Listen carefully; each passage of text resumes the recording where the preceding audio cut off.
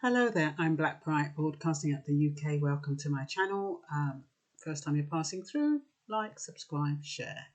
Today I wanted to do a video. The inspiration behind this video, I have to admit, was I woke up and I'm kind of thinking, what is my purpose? What am I doing these videos for? Who am I doing it for? And every day it baffles me. I think to myself, well, you're not getting many views. Your viewers have dropped.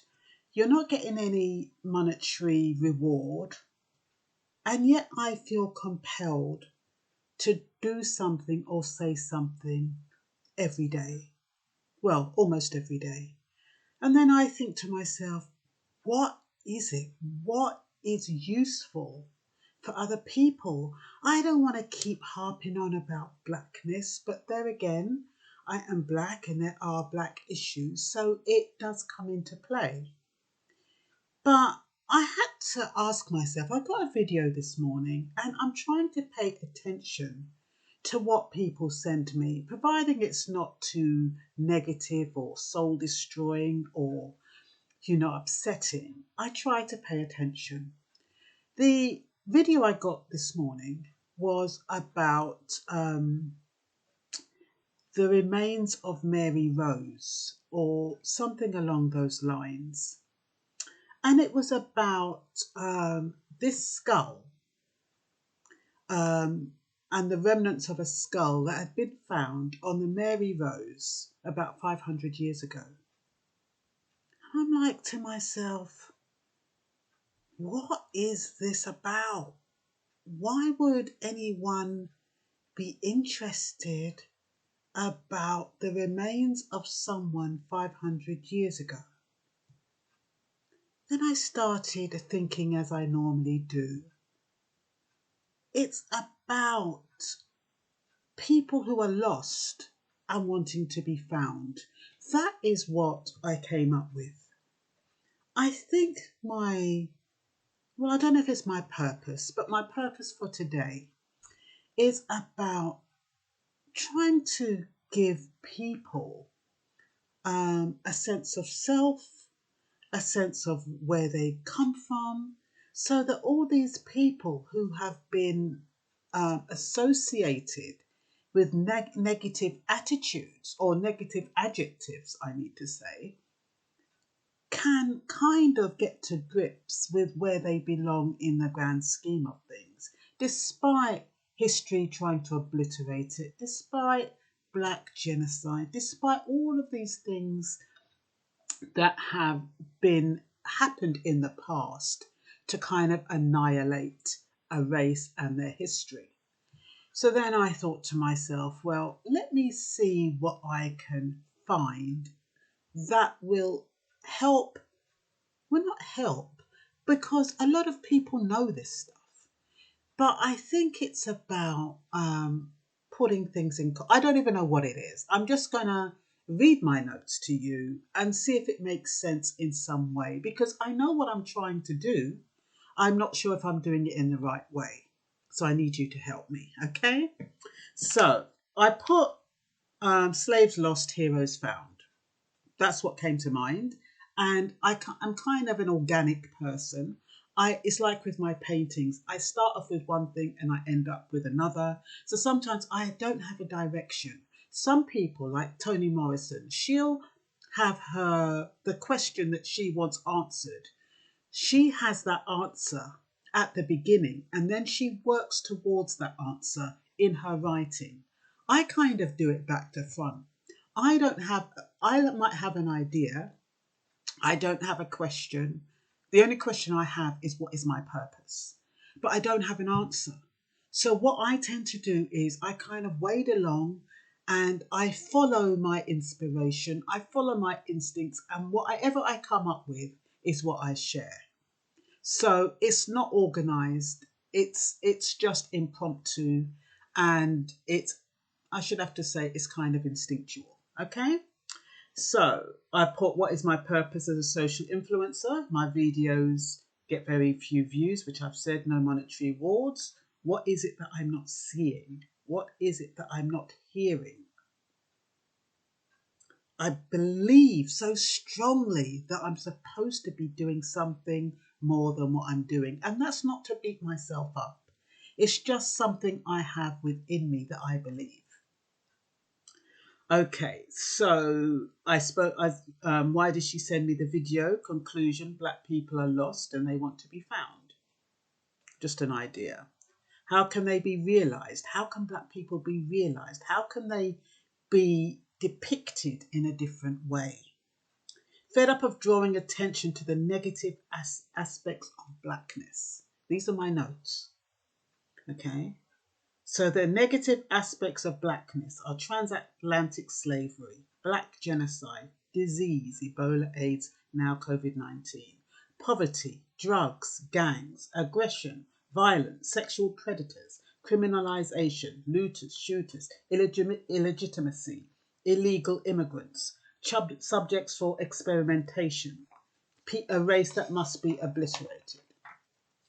So it's not, to me, we get a lot of messages about, oh, Blacks were here first. Blacks are the creators. Blacks were here from the beginning. I don't even think it's so much about that. I'm not negating that importance. I think it's about Black people just wanting to be acknowledged for their contribution instead of it being obliterated, negated, omitted,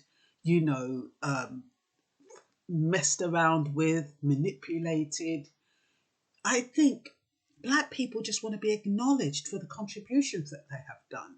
And if that means saying, look, we were here first, therefore we built pyramids, we did this and that, that is what they're saying. That is what they're trying to get across.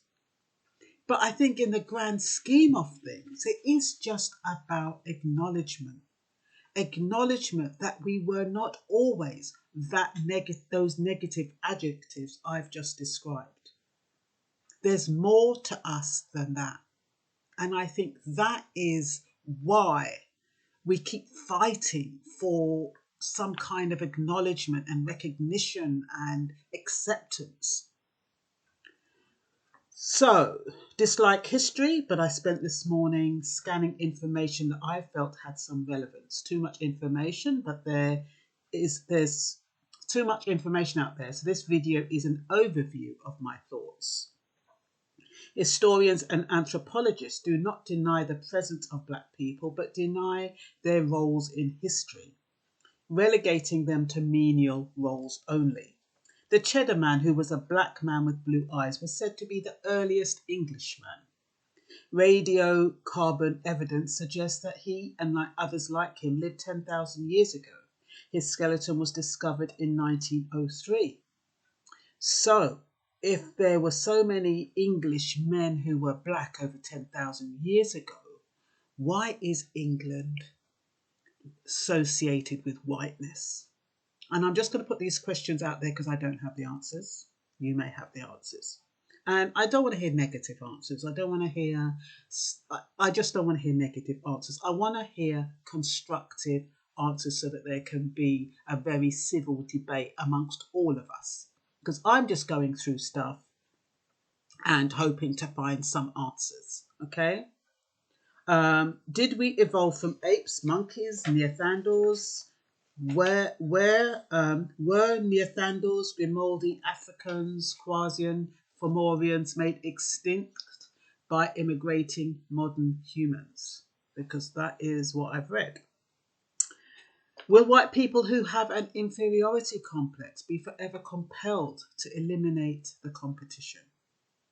There is an argument that white people mutated from albinos, adapted to the new environment, and when they moved to Europe, because of the lack of sun, they demelanized. However, does it matter whether climate change alters human futures? It only matters when races are relegated on a hierarchy. That's when it matters, and falsely relegated. Genesis 11, 1-9. The confusion of tongues is the origination of the fragmentation of human language. That's in the Bible, where there's a premise that the reason why we all speak different languages, even though we all started from the same place, was to kind of divide and rule. Too many people were trying to get together and overthrow the government. So they thought, we've had enough of this. We're going to confuse everybody by giving them different languages. Matthew 25:32 states, all nations will be gathered before him, and he will separate the people from one from another as a shepherd separates sheep from the goats. Another reason for segregation, another reason why there are so many different, we are scattered all over the world.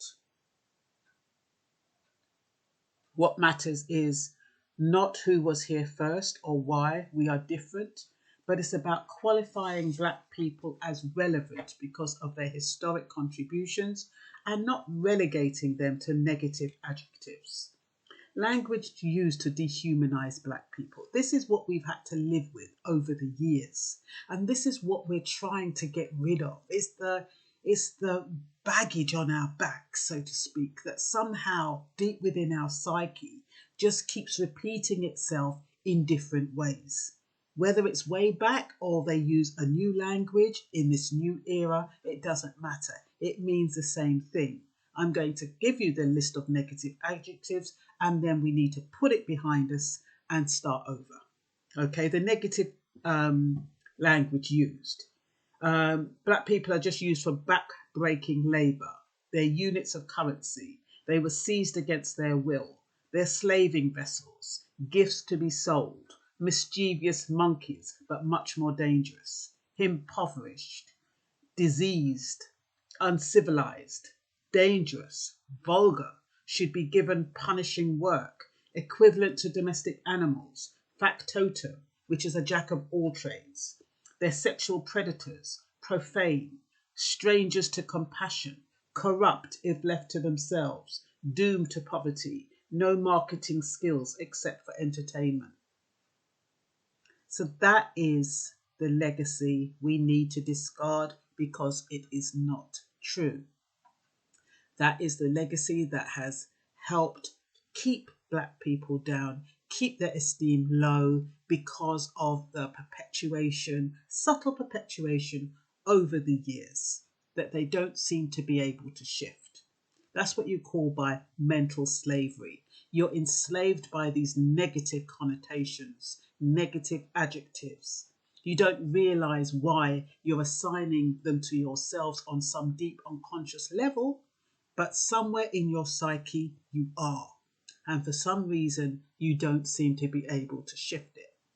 And regardless of how you latch on to this or you latch on to that or try to get educated, there's something deep within your psyche that keeps bringing it up until you manage to reframe your psyche, reframe everything that you've been taught and discard it as irrelevant. It might have been relevant for some or for a very minority, a small minority, but it's definitely not the relegation for the majority. So we have reminders to keep us fearful. Do you notice every minute they put on TV about slave ships and all of that? It's just like they want to constantly remind you. And what makes me laugh is that you get people sending around videos. Oh, you must watch this. It's about slavery. Oh, it's about Stephen Lawrence. It's always about injustice. It's always about Black people being put down. It's almost like they want to remain victims. It's almost like they keep wanting to remind themselves, look what white people have done. Look what they've done to us. And they keep reminding themselves and they keep sending around these videos. Oh, you must watch this. It's about slavery. Oh, you must watch this. It's about injustice. Why do you want to keep reminding yourself of what has gone on? And I know some of it still goes on, but why do you glorify it? Why do you have to keep spreading it? Why do you have to keep reminding yourselves about it? I don't get it. You're keeping yourself in that same mentality, that same victim mentality when you do that. Maybe you don't realize that. So we've had Zong trading ship where all these slaves were flung over the ship. alive. We've had lynching, we've had slavery, we've had black genocide in Germany. The race was reduced by 40%. We've had the Tuskegee experiment, and we've had targeted diseases. Is that our history? Is that all we are about? Is that what black people's history is solely made up of? Of course it's not. But these are the stories that keep getting perpetuated to remind us to keep ourselves into our place, to remind us we are a race that can be dominated, to remind us that we are a race that is inferior. So they keep popping up their ugly heads every now and then to remind us, to keep us in our place. That's why it's there. That's why those words are there. That's why those films are on the TV. That's why the stories keep coming up in the news in varying forms. And you can guarantee anybody who has achieved something, a black person, they drag up some kind of inferior past and how that person has lifted themselves out of it. I mean, to be honest, the majority of black people have had to lift themselves up themselves out. They have been pressed down. They have been playing against uneven odds. So yeah, they have had to push themselves a little harder. And despite their backgrounds, they have succeeded. But that gets dragged in, not on their own merit. It's never on their own merit. It's always, they came from a poverty, they came from the ghetto, they came from this. And that's not to say you discard your past. But it's the link, the constant link for other people that this is a token person. This is 1 out of 100. This is one of the few. These are the ones that you see before you who have achieved, are the ones that escaped impoverishment. Just like those slaves who succeeded. They were all slaves, but these are the ones. These few managed to get away. But their history is actually slavery. Their legacy is actually disease and hunger and all of these negative things. But a few of them have managed to come out and rise above it. Ooh, that is what we're led to believe. So, now those negative adjectives are out of the way, what is the upside? Well, black people of influence in the UK. Julius Caesar's army was composed of prominent blacks. Did you know that? Africans who were on Henry VII's flagship, the Mary Rose, which sunk 500 years ago, were not slaves, but qualified sailors. 1745 to 1797. Think about these years as I'm saying it and how far back that is for black presence to have authority, to have might, to have influence. Ulada Equiano, 9 editions of his autobiography were sold. The fact that he was the first person employed by the British government is by the by. That is seen as some kind of achievement, a black person getting a job in the government. But he was much bigger than that. 1752 to 1784, Francis Barber, a valet butler of Dr. Samuel Johnson. So Dr. Samuel Johnson actually left him a legacy of £70. And, there was this big thing about it. I mean, Francis Barber was actually a Jamaican. And there was this big thing about it. He only left him the legacy because his wife died and he was feeling sad and melancholy and he didn't have any children. They can't give the individual black person merit based on good work and contribution. No, there has to be some sinister. There has to be something underlying why a black person is rewarded. Why a black person is given recognition. There's some underlying factor. It's never based on merit. Somebody's given them a little bly.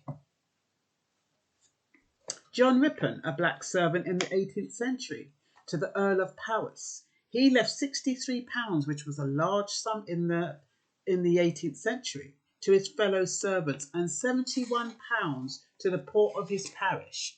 And then they have the audacity to say black people don't support their own. That's because we're led to believe that all we do is sell out. But just look at that. The man left all his money to his community and his servants, a black man. Billy Waters and Joseph Johnson, they made 1,500 in 1815. That's like millionaires, the equivalent. What were they doing? They were underworld celebrities. They played the violin. I think Joseph Johnson had one leg. Ignatius Sancho, 1729 to 1780. He was a composer and literary celebrity. Caesar Picton, he became a rich coal merchant, and all of these, they'll all tell you they're all descendants of slaves. I've decided to leave that off because, as far as I'm concerned, it's irrelevant. Everyone, all nations, slavery was all over the world. We had white slaves and we had black slaves. White slaves were called indentured servants. Black slaves, they just were called whatever. But slavery was the norm. So, but to relegate it to black slavery is just to just something to keep us in a place, just to remind us that we're inferior. But slavery was across the board, all races. So now I've got that out of the way. Queen Philippa of Hainault, aka the Black Queen of Britain, 1314 to 1369. She was the wife of King Edward III. We've got King Charles Stuart II, aka the Black Boy King of England. That was in 1630 to 1685. Queen Charlotte Sophia of Mecklenburg-Strelitz, 1744 to 1818. She was known as the Black Queen of England. We've got Duff MacMalcolm, a Black King of Alba in Scotland. I don't know what C 1928, and he died 967. Not 1928, 928. I think that's probably around, and died 967. Goodness knows how many centuries ago that is. Edward Woodstock, Black Prince of Canterbury, 1330 to 1376.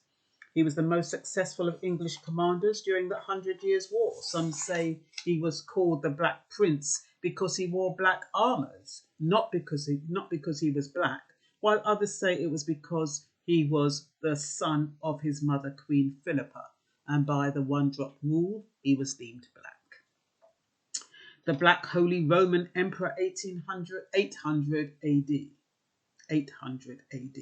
Said to have been crowned by mistake. Do you remember Rowan Atkinson in Johnny English, where, this guy was supposed to be king and Johnny English swoops in by mistake and the crown lands on his head and he ends up being the King of England. Well, that's what they reckon the Black Holy Roman Emperor, he was crowned by mistake. Well, who knows? Abram Petrovich Ganable, 1696, 1781. Now, the next few I'm going to show, they can be disputed because there's images showing them as both white and black. Okay, there's some, unless you look at the old coins, that's the only way you can kind of see the more negroid features, but more recent paintings are showing them as white. So these can be disputed. I'm not categorically saying they're black, but sources say they are. Okay, so we have Abram Petrovich Ganable, that's 1696 to 1781. We have the Tsar Peter III of Russia. He died in 1762. We have Albrecht von Hohenzollern, Albert Duke of Prussia, the 37th Grand Master of Teutonic Knights, 1490 to 1568, depicted white in some images and black in others. We've got Elector Frederick III, aka the Wise of Saxony, 1507. Same thing, some images depict him as black, others as white. Similarly, Publius Licinius Valerianus Augustus, wow. He was born 193 to 260. also known as the Valerian, the elder Roman emperor, from 253 to 260. Depicted as white in many of the figureheads, but on the original coins, he is depicted as black. Dorothea of Denmark and Norway, Danish, Norwegian, and Swedish princess, 1520 to 1580. Saint Maurice, Knight of the Holy Lance, circa 250 to 287. He was a black saint and knight.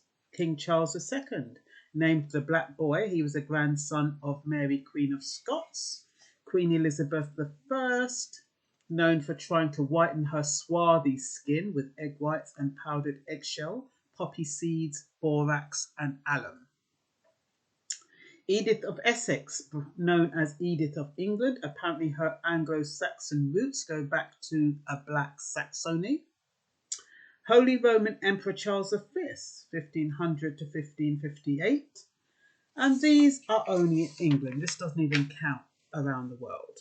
So I just wanted to give the other side of slavery, show you that, not all black people were slaves. We had rulers, we had heroes, we had people of consequence and influence. They do say history repeats itself, which is why Bill Gates is talking about depopulation, and blacks are concerned that their history and contributions will be eradicated yet again. Are we giving the New World Order new ideas, or is this an old idea repeating itself? Killing anyone who gets in the way seems to be normal from biblical times through today. We are led to believe that people are civilized, but are we? Does eating with a knife and fork denote civilization? What is going on in the minds of rich folk who eat in posh restaurants with a knife and fork? Do they have civilized thoughts? Cheikh Anta Diop, anthropologist and historian, studied human race origins and pre-colonial African culture. He devoted his life to analysing African history and dispelling the idea that Africans contributed nothing of importance to society. I hope this video helps to further dispel that myth. And that's all for now. Bye-bye.